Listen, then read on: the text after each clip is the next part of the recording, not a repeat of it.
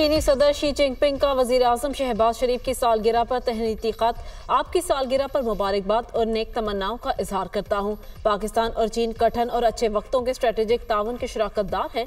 तारीख गवाह है कि दोनों ममालिक ने हमेशा एक दूसरे पर भरोसा किया और हमेशा एक दूसरे का साथ दिया। दोनों ममालिक के माबैन ऐसा मजबूत रिश्ता कायम हुआ जिस पर बदलता हुआ बैनुल अक़वामी मंजरनामा कभी असरअंदाज नहीं हुआ। चीन पाकिस्तान ताल्लुकात की मजबूती मेरे लिए इंतहाई अहमियत की हामिल है। आपके साथ मिलकर स्ट्रेटेजिक ताउन के फरोग और सी पैक की तामीर के लिए काम करने के ख्वाहां हैं। खत का मतन।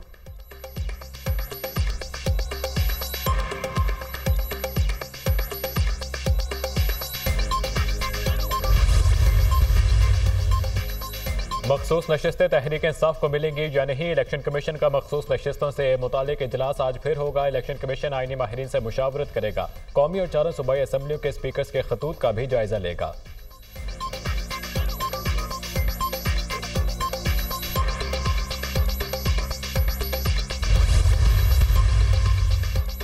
तरमीमी ऑर्डिनेंस के बाद सुप्रीम कोर्ट की प्रैक्टिस एंड प्रोसीजर कमेटी का पहला इजलास आज होगा। इजलास के एजेंडे में आर्टिकल 63A नज़रसानी दरख्वास्तों को समाअत के लिए मुकर्रर करना शामिल। इजलास में जस्टिस अमीनुद्दीन बतौर मेंबर पहली मरतबा शरीक होंगे। तरमीमी ऑर्डिनेंस से कबल प्रैक्टिस एंड प्रोसीजर कमेटी में जस्टिस मुनीब अख्तर शामिल थे।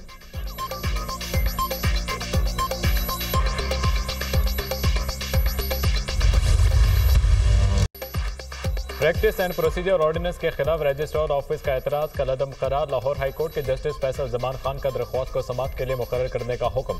अदालत का गैर जरूरी एतराज आयद करने पर रजिस्ट्रार ऑफिस के अफसरान पर बरहमी का इजहार। ये क्या एतराज लगा दिया आपने? वफाकी हुकूमत ने एक ऑर्डिनेंस जारी किया है तो ये कहीं भी चैलेंज हो सकता है। अदालत के रिमार्क्स। तहरीक इंसाफ ने प्रैक्टिस एंड प्रोसीजर ऑर्डिनेंस को सिंध हाई कोर्ट में चैलेंज कर दिया। दरख्वास्त तहरीक इंसाफ सिंध के सदर हलीम आदिल शेख ने दायर की। Practice and procedure ordinance Supreme Court के फैसले के वाज़ेह खिलाफ वर्जी है। चीफ जस्टिस काजी फैजीसा अपने ही फैसले की खिलाफ वर्जी कर रहे हैं। दरख्वास्त में मौक़िफ़। ऑर्डिनेंस को कलअदम करार देने की इस्तदा।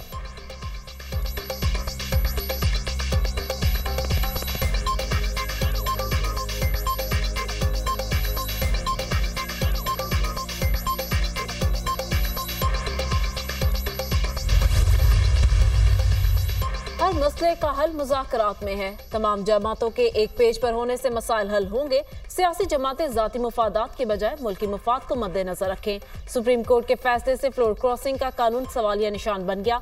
इलेक्शन कमीशन सियासी जमातों को रेगुलेट करता है। स्पीकर पंजाब असेंबली मलिक अहमद खान की प्रेस कॉन्फ्रेंस।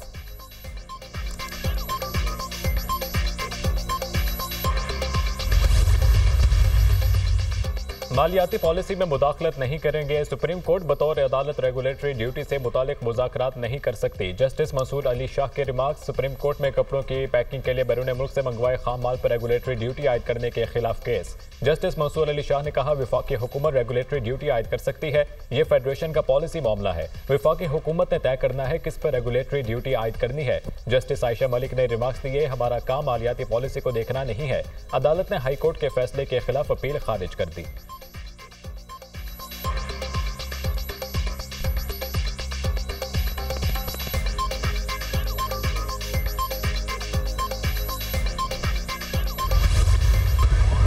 सवात में दहशतगर्दी। पुलिस वैन के करीब बारूदी मवाद का धमाका। मालम जब्बा और सवात का दौरा करने वाले गैर मुल्की सिफारतकार महफूज रहे। प्रोटोकॉल में शामिल पुलिस की गाड़ी जद में आ गई। एक अहलकार शहीद, 3 जख्मी। तमाम सिफारतकारों को बाहिफाजत इस्लामाबाद पहुंचा दिया गया। ऐसे वाकयात दहशतगर्दी के खात्मे का अज़म मुतसलसल नहीं कर सकते।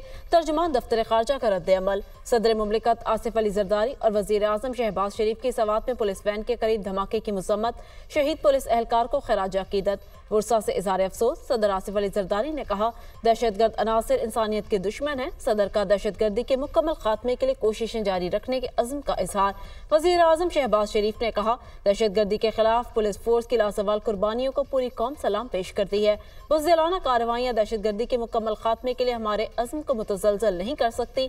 मालम जब्बा धमाके का मुकदमा CTD ने दर्ज कर लिया। ATA धमाका खेज मवाद, कत्ल, इक़दाम कत्ल की दिफात शामिल। शहीद कांस्टेबल बुरहान अली की सवात में नमाज जनाजा अदा कर दी गई।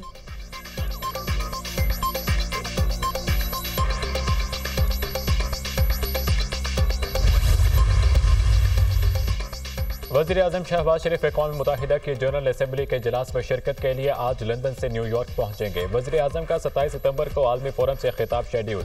फ़लस्तीन और कश्मीर के मजलूम अवाम का मुकदमा दुनिया के सामने रखेंगे। इस्लामोफोबिया और मौसमियाती तब्दीलियों का मामला भी उठाया जाएगा। वज़ीर आज़म शहबाज शरीफ के अक़वाम मुत्तहिदा के सेक्रेटरी जनरल और दीगर आलमी रहनुमाओं से मुलाकातें शेड्यूल। वज़ीर आज़म की IMF हुक्काम के साथ भी मुलाकातें मुतवक्के हैं।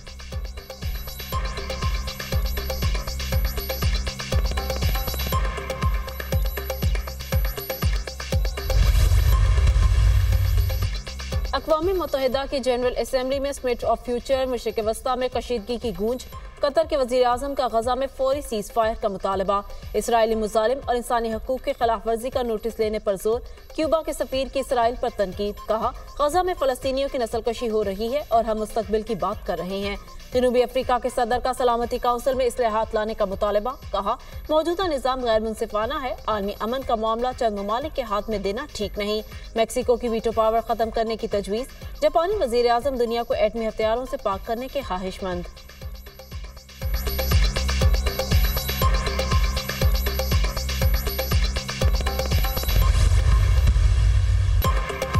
मशरिक़ वसता में कशीदगी। इसराइल के लेबनान पर मुसलसल बमबारी। 400 मकामात को निशाना बनाया। हिज़्बुल्लाह के भरपूर जवाबी हमले।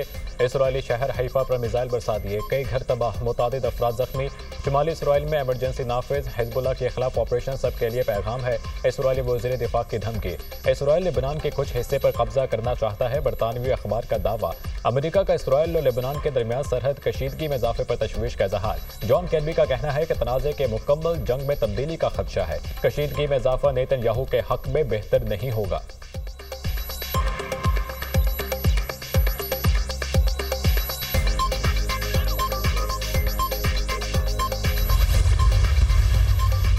इसराइल की गजा में दहशतगर्दी जारी। 2 स्कूलों में पनाह लेने वाले बेघर फलस्तीनियों पर बमबारी। 7 फलस्तीनी शहीद, मुतादिद जख्मी। दीर अलबला में 4 बच्चों समेत 5 अफराद शहीद। 24 घंटों के दौरान 40 फलस्तीनी शहीद हो चुके। इसराइली मीडिया के मुताबिक हमास रहनुमा याहिया सिनवार का बैरूनी दुनिया से राबता मुनक़ता है। जख्मी है या जाँ बाक होने से मुतालिक तस्दीक नहीं हो सकती।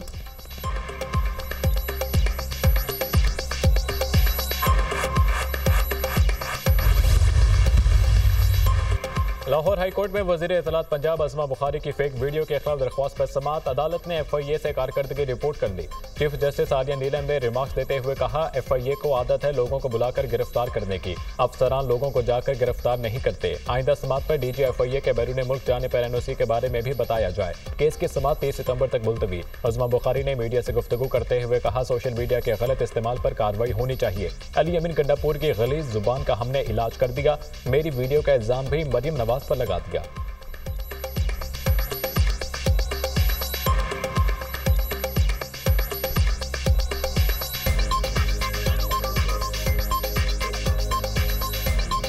लंदन में मैं मियां साहब को मिलने के लिए गई थी। मेरी बगैर इजाज़त के इस शख्स ने मेरी बैग से मेरी वीडियो बनवाई। जब इस तरह की गंदी और घटिया गुफ्तगू जो गंडापुर ने की थी, उसका तो खैर इलाज हमने कर दिया। उसने जो जो ट्वीट किया मैं बता भी नहीं सकती। जलसे के दौरान भी मैं वो वीडियो, मेरे पास वो है ट्वीट्स, मैं पढ़ना नहीं चाहती जो इसने चीफ मिनिस्टर के बारे में कही है। मेरी वीडियो का इल्ज़ाम भी मरियम नवाज पे लगा दिया। कौन सी मुआफ़ी, किस बात की मुआफ़ी मांगूं? मुआफ़ी नहीं मांगूंगा, जो करना है कर लो। जितने मर्जी मुकदमात बना लो, आइन की बालादस्ती के लिए खड़े हैं और खड़े रहेंगे। गुलामी को नहीं मानते। वज़ीर आला KP अली अमीन गंडापुर का 2 टोक मौक़िफ़। 29 सितंबर को मियांवाली में जलसा करने का ऐलान। कहा, लाहौर जलसे ने साबित कर दिया अवाम बानी PTI के साथ खड़ी है। पूरी कौम बानी PTI की तहरीक का हिस्सा है।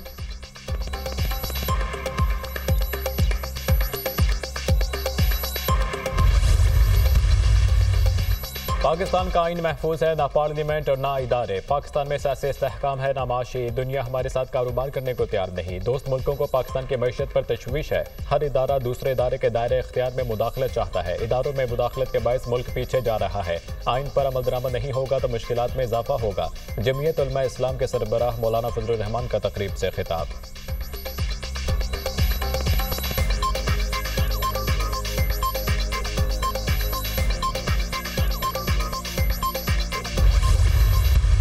जस्टिस मंसूर अली शाह का नोटिफिकेशन नहीं करते हैं तो लॉन्ग मार्च होना चाहिए। ये एक जो कोशिश है आईनी तरमीम लाने की, ये एक खौफनाक कोशिश है पाकिस्तान के आइन का बुनियादी ढांचा तबाह करने की। ये असम्बलियाँ तो फॉर्म 47 की पैदावार है, ये असम्बलियाँ पाकिस्तान के अवाम की नुमाइंदगी नहीं कर रही।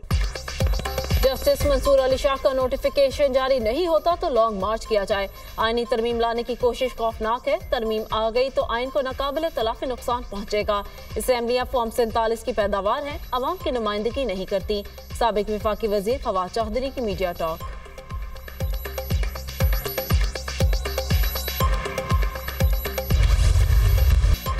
पाकिस्तान में बाज़ IPPs का घिनौना किरदार, होश रुबा इंकशाफात मंजर आम पर आ गए। कुछ IPPs ने गलत कॉन्ट्रैक्ट की वजह से बगैर बिजली पैदा किए हुकूमत से अरबों रुपए वसूल किए। IPPs ने गलत कॉन्ट्रैक्ट किए जिसका खुमियाजा पाकिस्तान को भुगतना पड़ रहा है। IPPs ने बांग्लादेश और वियतनाम के मुकाबले में पाकिस्तान में विंड्स प्लांट्स 4 गुना महंगे लगाए। IPPs ने जितना इंपोर्टेड फ्यूल दरामद किया उतनी बिजली पैदा नहीं की और हुकूमत से अरबों रुपए की सब्सिडी भी हासिल की। हुकूमत पाकिस्तान IPPs के इंश्योरेंस भी खुद बर्दाश्त कर रही है। IPPs के बेशतर मालिकान मुकामी जानबूझ कर कॉन्ट्रैक्ट गैर मुल्कियों के नाम पर किए। IPPs हुकूमत के बेपनाह इसरार के बावजूद फॉरेंसिक ऑडिट से गुरेजा। IPPs मुआहिदों पर नजरसानी की जाए, माहिरीन का मुतालबा।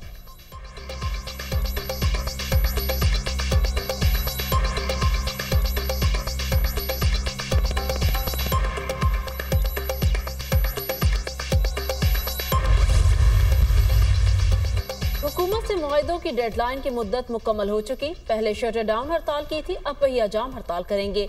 हुकूमत तनख्वाहदार तबके पर टैक्स खत्म करने को तैयार नहीं, जागीरदारों को तहव्वुज़ फराहम किया जा रहा है। अमीर जमात इस्लामी हाफिज नईमुर रहमान की प्रेस कॉन्फ्रेंस, कहा 52% IPPs हुकूमत की मलकियत हैं, उनके रेट्स तो कम करे। जागीरदारों पर टैक्स क्यों नहीं लगाया जा रहा? FBR को गैर जरूरी इख्तियारात दिए गए।